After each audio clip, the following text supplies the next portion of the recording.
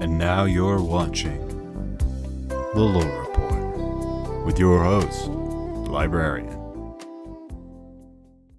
What do you guys get when you combine dragons, psychopaths, and incest? The Targaryens, of course.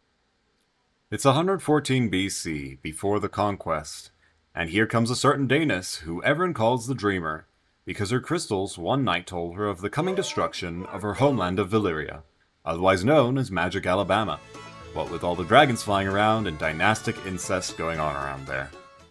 So she goes and tells her father, the Dragon Lord Aenar, who at first goes, No, that won't happen. But she bugs him so much with her talk of fire, death, and crystals that he gives up and decides to sell all his estates, property, and taking his wives, slaves, and dragons to a little island called Dragonstone off the coast of Westeros. 12 years later in 102 BC, and the Doom of Valyria happens, wiping out all the Valyrians and dragons in that area, and now all that remains of that civilization are a bunch of poor hillbillies on an island with nothing but a single dragon left and a couple unhatched eggs. But not for long, because a couple decades later, in 2 BC, before the Conquest, which conquest?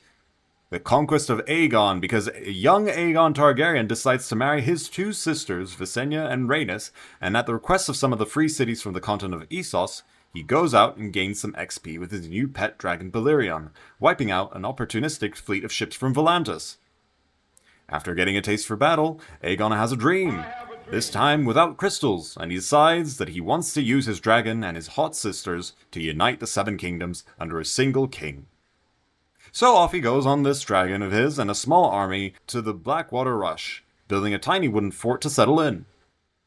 But not for long, because within the span of 2 years he kills off 3 ruling houses, melts an entire castle, and everyone inside like a pop-tart in a toaster, and becomes king, making a throne out of the swords of his conquered enemies. Except for Dorne.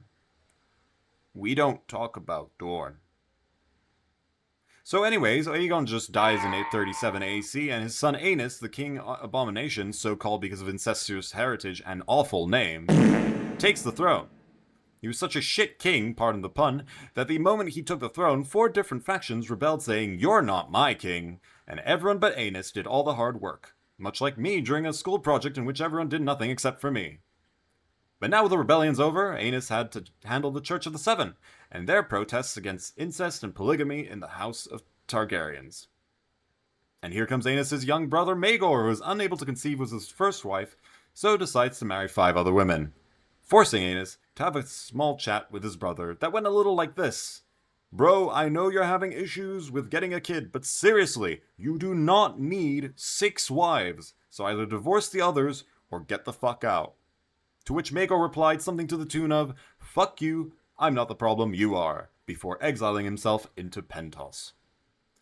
And despite all the warnings and disapproval from the church, King Aenys decides to marry his eldest son, Prince Aegon, to his eldest daughter, Princess Rhaena, in 41 AC, to which the church said, and rebelled with their battle monks, forcing King Aenys to retreat to Dragonstone before getting a little bit sicky-icky and dying in 42 AC, leaving the Iron Throne empty. But not for long, because Maegor's mother, Visenya, yes, that Visenya, called her son back to take back the throne and be the badass he always should have been. So Big Dick Maegor comes back, takes back King's Landing, destroys the battle monks, kills his nephew Aegon and his pet flying lizard, and completes his castle, the Red Keep, before killing all the construction workers so that only he would know the locations of his hidden goon caves. After 6 years of tyranny, he mysteriously dies, throats and wrists slit open on the Iron Throne, and his nephew Jaehaerys takes the Iron Throne in 48 AC, this time with a 55-year-long reign, and producing more heirs than Freys at a wedding. He builds roads, made laws, and was overall a very wholesome boy who everyone loved. And of course his wife was actually his sister, but that doesn't matter, because now he's dead and nobody knows who's going to be king. And 2 factions within the Targaryens rise up, the Greens and the Blacks, and so begins the Dance of Dragons. And by dance, I mean absolute genocide of dragons and Targaryens. Let's take a look at the KD ratio of our contenders. Congratulations to everyone in this dance, and especially to 11-year-old Aegon III, who takes the throne and his pacifist run in 131 AC. Eventually, the last dragons die out in 153 AC, leaving the Targaryens to just become a bunch of psycho hillbillies ruling Westeros for the next 200 years. Whew! Man, I need a drink after all this. Right. Well, next time we'll take a look at the War of the Five Kings, because let's face it, we cannot have Targaryens without a little bit of Stark-Lannister drama. Until next time, on the next Lore Report.